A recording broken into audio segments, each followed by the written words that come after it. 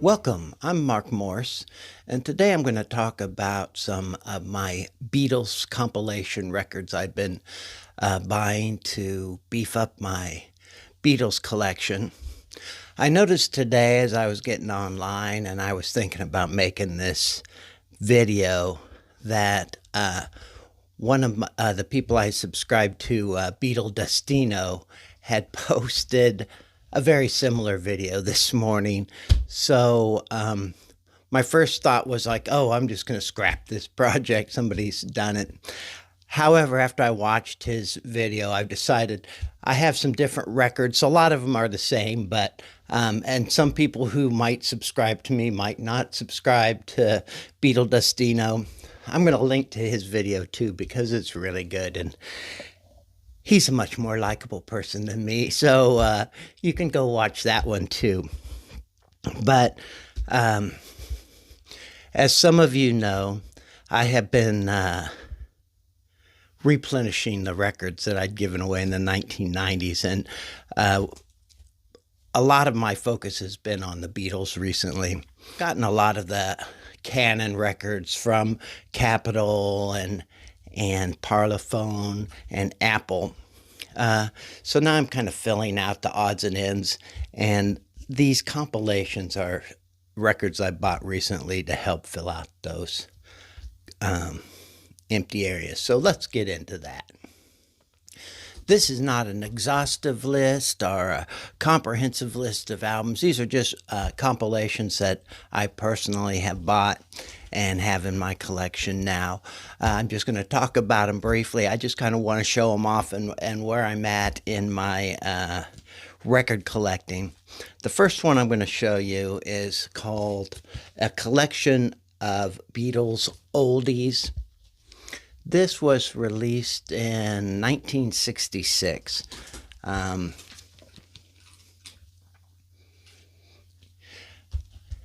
It's an interesting record, one I believe all the Beatles hate. There was no record. They'd just finished Revolver, and they were starting to work on the Sgt. Pepper album, and they didn't have a record ready for Christmas time. And so the record company wanted them to have a record that they could put out for Christmas time. And so they gathered these hits and singles from up until 1966 and compiled them. I kind of like listening to this record. It's not something I listen to a lot, but I do like the record, but all the Beatles hated it. There's a lot of Paul is dead kind of clues in here. One of the things they said, this is supposedly Paul, and here's the car coming right at him. Oh, this one I think is a real reach. So Oldies. The next, you take O from Oldies. The next letter is P for Paul, and then you take the L from Oldies, and the next letter is M, so it's PMDIES, so PM dies, Paul McCartney dies. To me, that was quite the stretch, but just part of the mythology of the Paul is dead. I believe the record art was done by a guy named David Christian, and he was trying to capture the colors and feel of the Carnaby Street boutique era. It's just a very different album for the Beatles. There's the song list, and apparently the picture on the back was put on there in reverse, and when the Japanese saw it, they were able to read some of the writing on Paul's robe there, and they discovered it was in reverse. So I think on the Japanese pressing, it's actually the way it should be. Anyway, just kind of an odd, interesting album. This one is Hey Jude, and it was it was one of those Alan Klein ideas. I'm always surprised about when I look at records that I kept and records that I gave away. I kept a very few records, and sometimes I look at them and I'm like, why did I keep this one? And why would I give away something else that seems to be, which would seem to be of higher value and quality? But I think the reason I kept this one was it hadn't come out on CD yet. I don't think it came out on CD until into the 2000s. If you look at this cover, look at that thing. It looks like I had a burrito dinner on there or something. I may well have. This is one I haven't rebought, but it did have. It has the non-album singles and B-sides on here, and one of the reasons I really like it is because of it had Old Brown Shoe on here, which is a song I love by George Harrison, and then of course it has the Ballad of John and Yoko.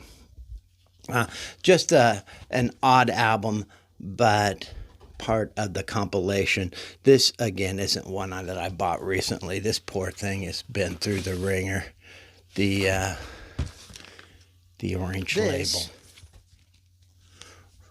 Rock and roll. I talked about this in a video not long ago, so I'm not going to go on about it too much. This is the one that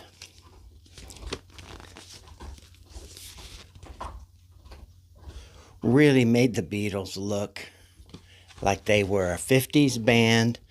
And I think what had happened was Happy Days was just huge during the time of this 1976.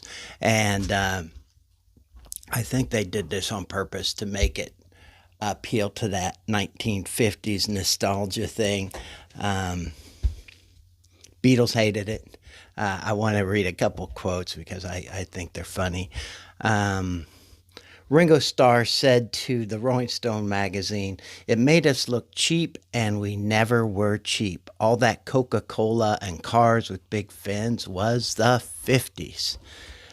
So they really did make that look like the 50s. And then John Lennon wrote an angry letter to Capitol Records complaining it looks like a monkey's reject, and suggested the cover instead use famous photos of them when they were playing in Hamburg. Lennon also offered to design the cover himself, but they denied him that. This would have been an interesting record, I think, if they let John Lennon do the cover of this. So that's rock and roll. Again, I've talked about this recently. I'm not going to go into too much detail. This is also an album I spoke about recently. It's the Beatles' Love Songs.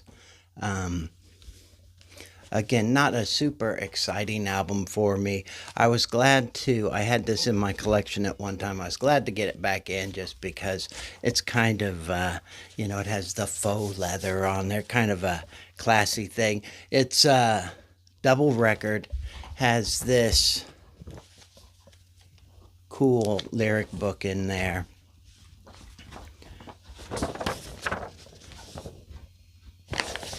It's a nice album to have in my collection. Nothing I would ever consider essential.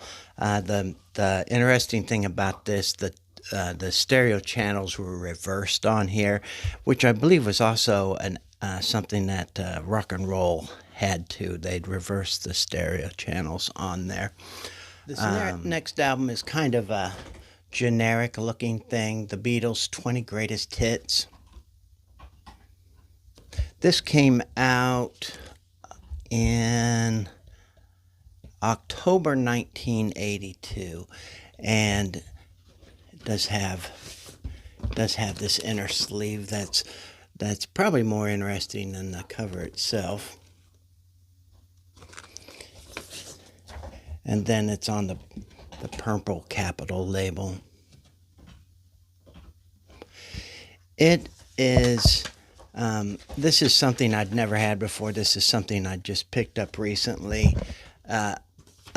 Like a lot of UK and American albums, they had different track listings and stuff. I'm just going to read this off because I'm just not I don't have that kind of memory. The UK version of the album comprised all 19 tracks from the 17 Beatles singles to the top UK singles chart, including both sides of the double A-sided Day Tripper, We Can Work It Out, and Yellow Submarine, Eleanor Rigby, plus the Beatles' first hit, Love Me Do, which peaked at number 17 in the UK.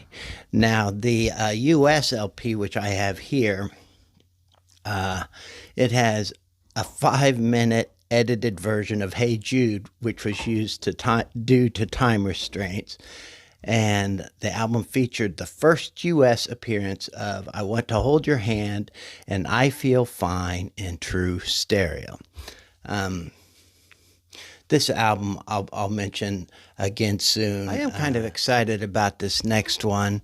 It's the Beatles Ballads. And I think what's exciting about this one for me, maybe exciting is the wrong word, but this was one that wasn't released in the United States, and I just really like the cover there. I believe the art was done by a guy named Patrick John Byrne. And I just like that cover. Let me read what it says here. This album was not released in the United States, but in Mexico, the United Kingdom, Canada, New Zealand, Germany, Italy, Spain, India, Japan, South Korea, and Australia. It was apparently a pretty big success. Apparently, there's a lot of rumors that this was the initial cover design for the White Album, but that's not true at all. It was originally created for a book called The Beatles Illustrated Lyrics. So if you've heard that this was the original concept for the White Album, not true. This Beatles Yellow Submarine Songtrack, I've talked about this before in another video. I've given it a pretty decent talking, so I'm not going to go over it too much, except to say that Peter Cobbin's mix on here is excellent. I do love this record. When I first got it, I played it a lot. Released in 1999 with the re-release of the Yellow Submarine movie. There's the gatefold for you. And just briefly, what they did is they took off the songs that on Yellow Submarine, the ones that George Martin orchestrated, they took those off and added the other songs from the movie. So it has a really nice mix of songs, and they're done. They just sound really good. Was initially released in 2000. What I have here is the 2015 remixing. It features virtually every #1 single the band achieved in the United Kingdom or the United States from 1962 to 1970. This album is a combination of both the US and UK versions of the 20 greatest hits album. I said this was going to come back into play. That's what I'm talking about. I really do like this album. It has it's a double record. It comes with some really cool things. It comes with these Richard Avedon similar to, the White Album, except it's the psychedelic versions of the Beatles. Somebody's missing here. I'm missing a Beatle here, folks. Of course, John was hiding. You gotta drag him out, but there's the John Lennon one. And then it has this cool little poster. I'm not going to open this up for you, but if you go to Beatle Dustino's YouTube channel, he does open them up, and like I said at the beginning of this, I will link to his compilation video too. So these red and blue albums, These are, people are really familiar with these. Originally released in 1973.